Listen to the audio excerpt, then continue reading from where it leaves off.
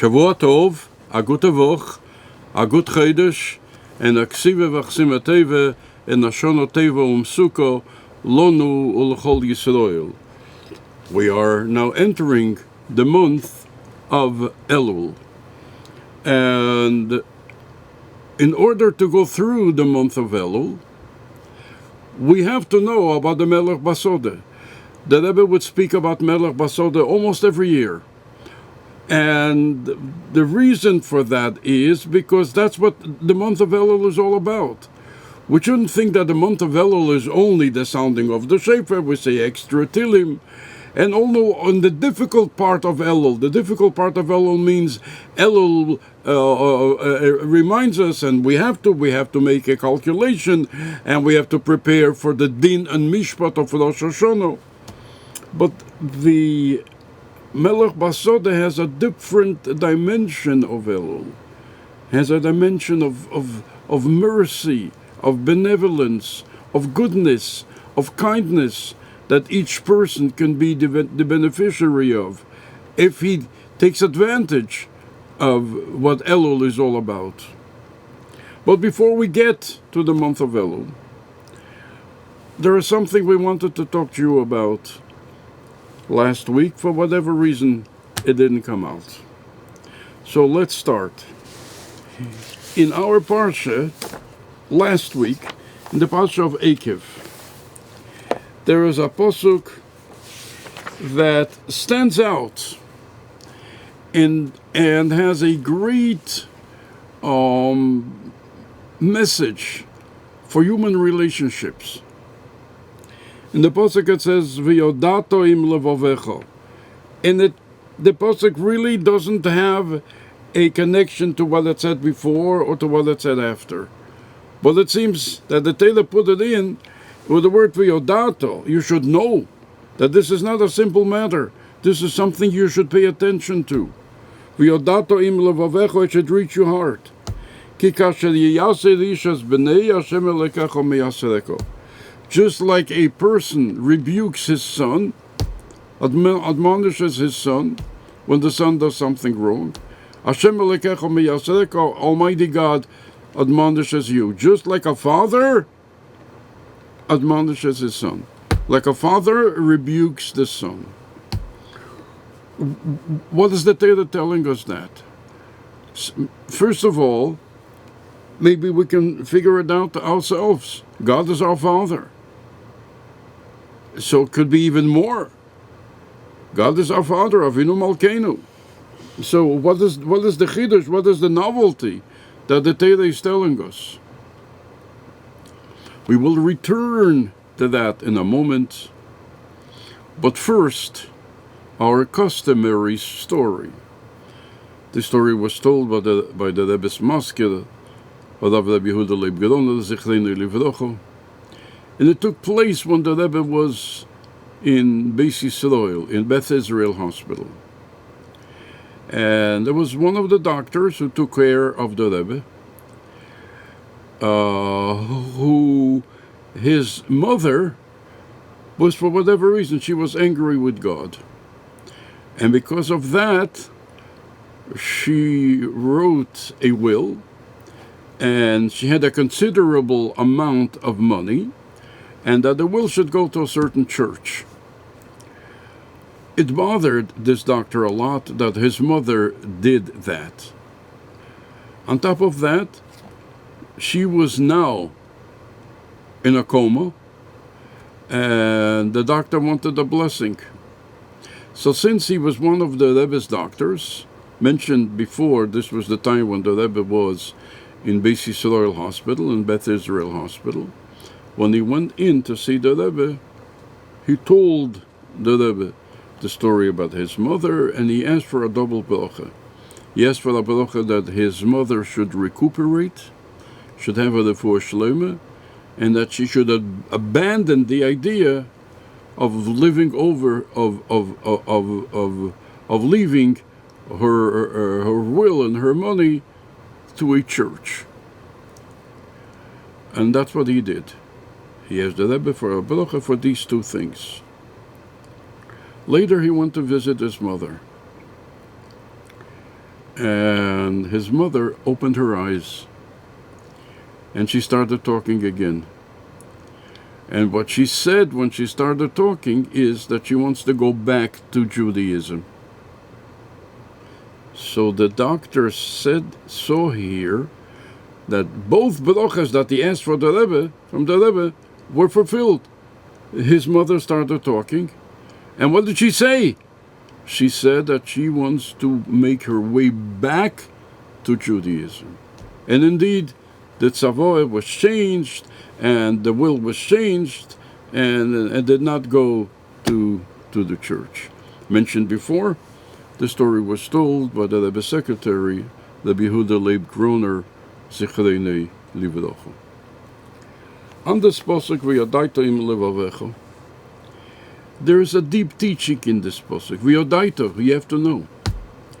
This has to do with human relations. Let's take a for instance. It doesn't happen often, but it happens sometimes. We're talking about relationships between people, especially when it comes to rebuking someone, to telling somebody off, to telling someone that they are wrong. And that is always a very, very difficult task. You're going to tell someone just out cold, or the expression is point blank in his face, that he did something wrong. You think it's going to work? Absolutely not. It's not going to work. He's not going to accept it. For many, many reasons. You'll find the reasons. You don't mean it. You don't really care for him. It's because it's bothering you, and so on.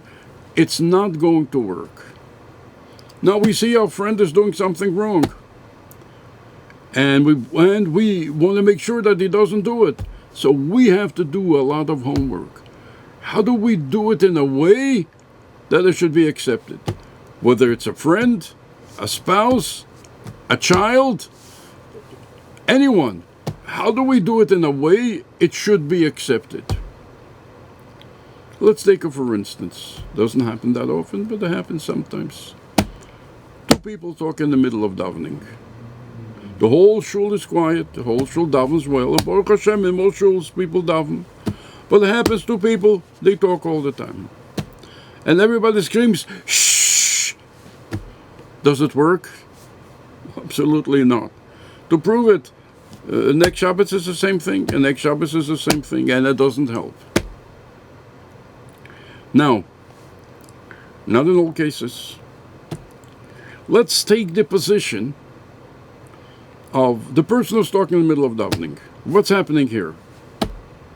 First of all, there is a religious issue. It's against the Shulchan Aruch. You're not allowed to talk in the middle of the davening. And there are so many Sforim who write about punishments, great punishments for those who talk in the middle of davening. But then there's a social issue. The one who talks in the middle of davening is disturbing the other people in the shul. And what happens here is, many a time, that the people who talk make this calculation that you are telling them not to talk, not because you care that they shouldn't be punished, not because you care for them, because you care for yourself. You want to daven, and they are disturbing you, and so you care for yourself, you don't care for them. And if you don't care for them, you care for yourself, they're not going to listen to you. Moreover, it goes deeper than that. You may be troubled not by the fact that they are davening, that they are talking loudly. Many a time, you may be troubled by their chutzpah. A chutzpah of two people, they're disturbing the people in shul. So it's not that they're disturbing the davening of the individual. This is a big chutzpah, and the chutzpah bothers us. It could be bothers us for good reason, but it's not going to help in this case. Mashpim nu. Mashpim, real mashpim. Reb Lisen Nemenov, Reb Shlomo Chaim, Reb Gerenim in Lubavitch, that they sometimes had to admonish a bocher for doing this, but so they were looking for a way that the bocher should feel that the only reason they are talking to him about it is because they mean his favor, the favor of the bocher, not because it disturbs the individual. I remember the Mendel Futterfass once said that in Druye, Atan in Lite, die wird man schlagen a Balavere, weil mit der Mechanic gewinnt. In Druye they would hit the Balavere. Why? Because they were envious of him. So it's not the Balavere because he did something wrong and he did something against God and so on. They had their own calculation. Excuse me. So when a person thinks that you have a calculation, a reason why you are admonishing him, why you are telling him off, it's not going to work, because he says you're doing it for your own purpose, because he was disturbing you, not because his own favor. What does the pasuk say? You should know, and you have to take this to heart.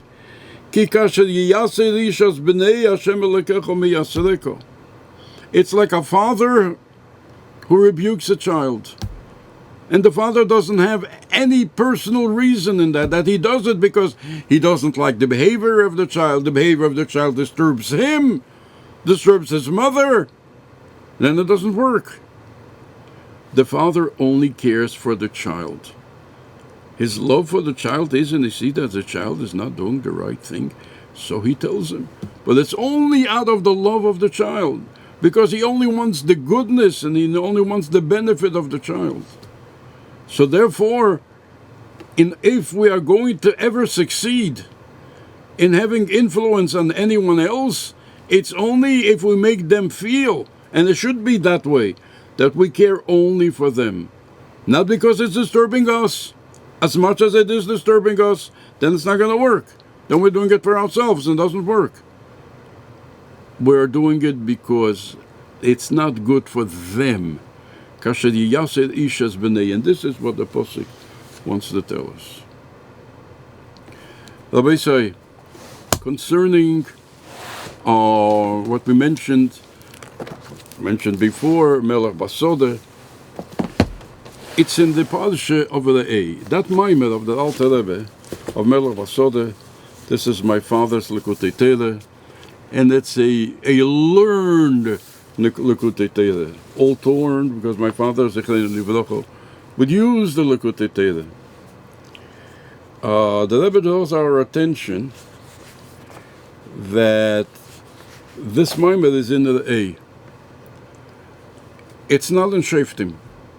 Not only that, in the A there are 62 amudim of Likutei Torah. In Shoftim there isn't a single amud. The A has 62 amudim. You know what 62 amudim of Likutei Torah are? We're talking about the Rabbi Yael. I remember hearing from the Rabbi Yael. The Rabbi Yael said that an amud in Likutei Torah is as difficult as a blot in Shas. One Omed is like a blot in Shas. And he wasn't exaggerating. It's probably easier to learn a blot Gemara than one Omed in Likutei Torah. 62 amudim in the A. Not a single Omed in Shoftim. Who did that? It's Tzemach Tzedek. Tzemach Tzedek divided. And the question is, 62 amudim for the A, make the A a little smaller, and a few Maimodim in Shoftim. The Moshel, the Maimer of Anila Deidi V'Deidi Li that we're going to talk about. It sometimes is in Shoftim like this week, this year. The Chedesh Elul is Shabbos and Sunday. Shabbos is Parshas Re'eh. Sunday is Parshas Shoftim. Now, the month, all the days in the week are going to be in Parshas Shoftim. No Likutei Torah. And the Rebbe explains, Re'eh is a spiritual Shabbos of goodness. Re'eh onechi neisen lifnechem hayem berocha. Shoftim, by the name, Shoftim is judges. When do you need judges? When we argue. Otherwise, you don't need judges. Arguments in your borders, in your gates. You're going to argue with each other. Says that Tzemach Tzedek, that's what you want to do? You want to argue with your friend? No Likutei Torah. 62 amudim for the A, not a single omid for Likutei Torah. Now, this is the moshel of Melech Basadeh. And as mentioned, the Rebbe spoke about it very, very often. I think he mentioned it every year. Some years he spoke more elaborately about it. Because Elul has to be connected with Melech Basadeh. If we do not know the concept of Melech Basadeh, then we're going to go through the month of Elul without really having the benefits of the month of Elul. And what are the benefits? That the king is in the field. And it's a moshel. Shekedem be'eleir, before the king comes to the city. The people of the city go out to greet him. They greet him in the field.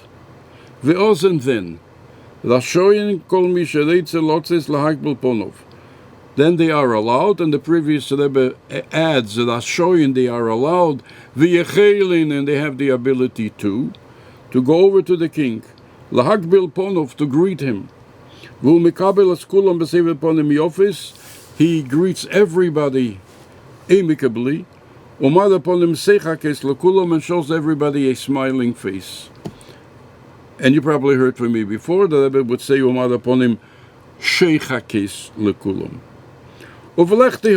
he comes into the city, they go after him.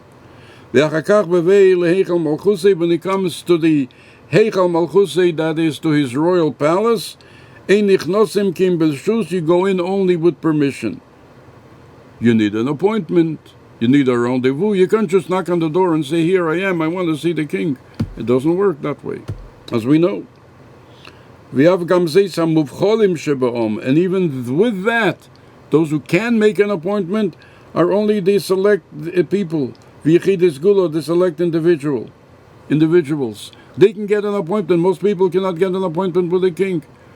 Somebody's going to come and say, I want to see the king. Generally doesn't work. You want to see the king, then there are so many servants of the king that may help you. Can't just go to the king. The same thing that Elul. In the month of Elul, on the month of Elul, we go and we meet him in the field. Then he goes to his castle in the month of Tishrei, and then it's difficult to meet him. The Rebbe brings this moshel, and over many years the Rebbe spoke about it. And over the years he has different questions and answers. The main question is the king in the field. The king in the field is a contradiction in terms. The king does not belong in the field. The king belongs in his royal castle. And not only that, if it ever happens that the king is in the field, because the king wants to go in the field, then not all the people can go over to the king. Yes, the king may have miles and miles of field that are part of the royal palace, but it's not in a way that anybody can come over and say hello to the king. The king goes there because he wants to rest. The king goes there for his other reasons. Sometimes he goes hunting, whatever. But it's not in a way that everybody can come over there. That is all considered part of the king's domain, part of the king's palace. But they should be the king should be in a way that anyone can come over and say to the kings. Generally don't do that. So Melech Basadeh is a contradiction in terms. Moreover, it says in Chassidus that there's bayis, and there is sode. Bayis is a house, and sode is a field. Who reigns in the field? Not good people, difficult people. Esav ish sode. I remember in a Maimed the Rebbe said, concerning the Nayel Amoroso, the Rebbe said, Ki basod the mitzvah, he found her in the field. Esav ish sode. Esav is ish sode. The master of the field is Esav. So therefore, when we're talking about sode, it's not the best place. It's where Esav reigns in the field. All kinds of elements who are in the field, who are not the finest, who are less than perfect. So what's the king doing in the field? The king, if he goes in the field, it should be in a way where the field is part of his royal palace, and not everybody can get there, with their guards all around. But not in a way that the king is in the field, whoever wants to go over can go over to the field. That generally does not happen. So what's the Mashal telling us? And the Rebbe answers, the king is in the field for one reason. The question is a good question. The king doesn't belong in the field. But the king wants to be in the field, because the people are in the field. And the king wants the people to have a connection with him. And if it's going to be the way that kings are generally, where everything is cordoned off and miles around the palace, all orchards and so on, all fields are not the domain of the public, then the king will be by himself, and the people will be by himself, and there will never be a connection between the people and the king and the people.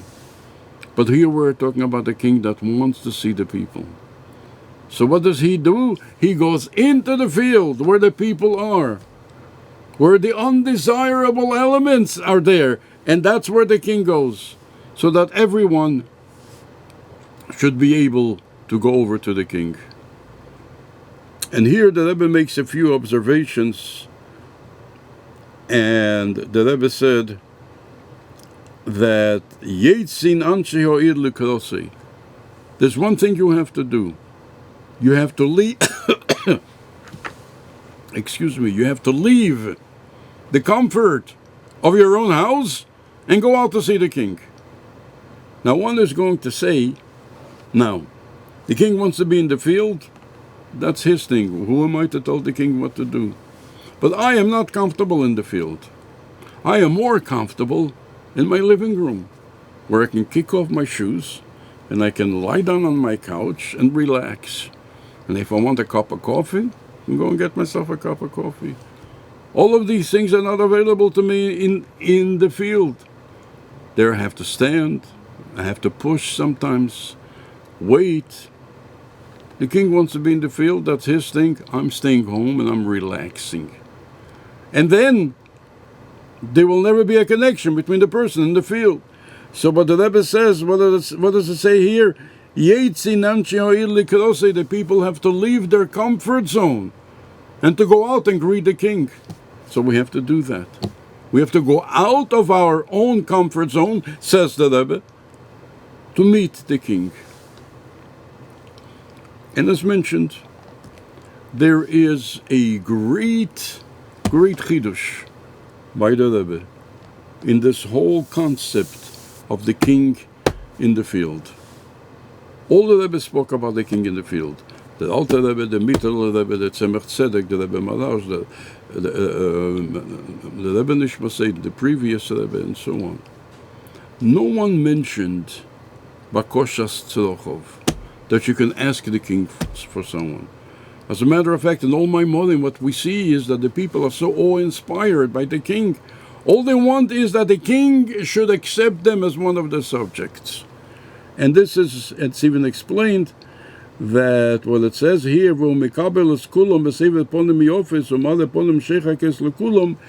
that the king accepts the person.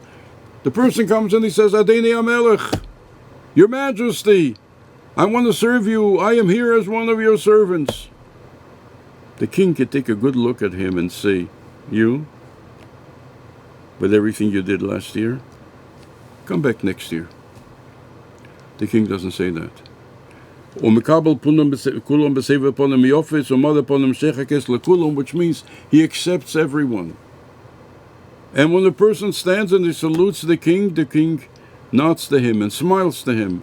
That means he's accepted. And the person is the happiest he can be.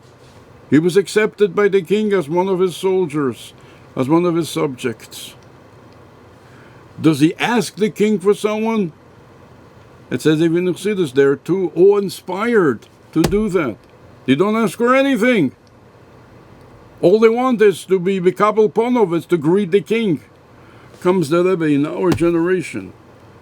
All the Rebbes did not mention that. The Alter Rebbe, the Mittel Rebbe, the Tzemach Tzedek, the Rebbe Madash, the Rebbe Nishma, the Friedrich Rebbe. They did not mention, Bakoshas Tzrochim, that you can ask the king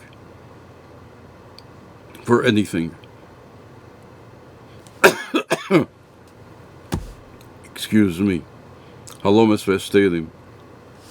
Obstacles to overcome. The Rebbe in our generation came up with this great chidush that you can ask the king for anything you want, and you will get it. Moreover, the Rebbe explains, you go to a king, to a Melech Basadeh, you can't ask him for everything. There's some things he can give you. If you need housing, the king can help you. If you need a job, the king can help you. If you need zoning, the king can help you. If you want to build and you need permits, the king can help you. But if you need health, it's not in the hands of the king. And if you need children, the king cannot help you. However, when you stand in front of Melech Malchi HaMelachim HaKodesh Baruch Hu, that king, he can give you everything. Everything. And when he smiles at you, you have everything.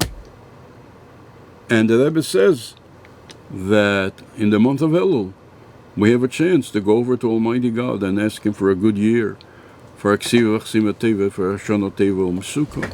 And our petition is granted. And ask Him for anything else we want, for Bonne Chaya Umzeina Levicha. Bonne means children, and Shidduchim from children, and Nachas from children. Chaya means life, and the extension of life, good health. Umzeina Levicha, we know what it means. Good parnose. Good parnose that every Jew wants, in a very, very broad way. And the Rebbe says, Bonne Chaya Umzeina Levicha, Uvekulam Levicha. The Levicha, the broadness should be double in everything. Great parnose, great sustenance. Not only sustenance, wealth, that a Jew can ask and get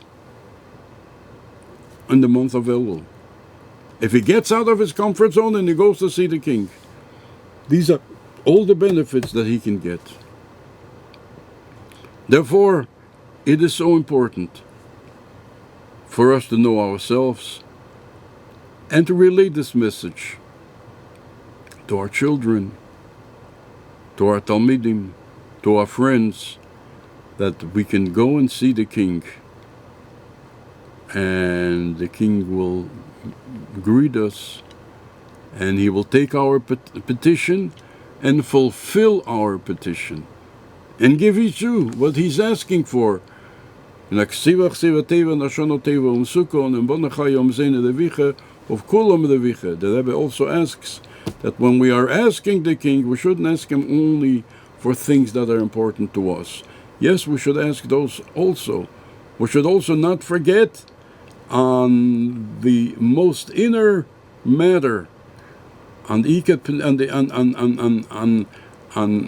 something the Rebbe calls the nekudo hapnimis v'aticheno, the innermost point. And that is, we should ask not only for ourselves, for Klal Yisrael, Agulo Amitis v'Ashlemo, for everyone. So together with Eksim V'Chsim Ateva and together with Bonne Chaya Umzeina Levicha, we're asking, Ushnas Geulai Bo, that this should be the year of the redemption. And as we are going to usher in the year of Hakhel, it should be a real Hakhel. V'anoshim v'ataf, all Jewish men and women and children. And where's the Hakhel in Yerushalayim Elakedesh? Together with Mashiach, speedily, friends, in our very own days. ובעגול עדידן ובשמחה ובטוב לבוב ובטיב הנירה והניגלה ולמטה מעשור הטפוחים ובחסד וברחמים ותקף ומיד ממש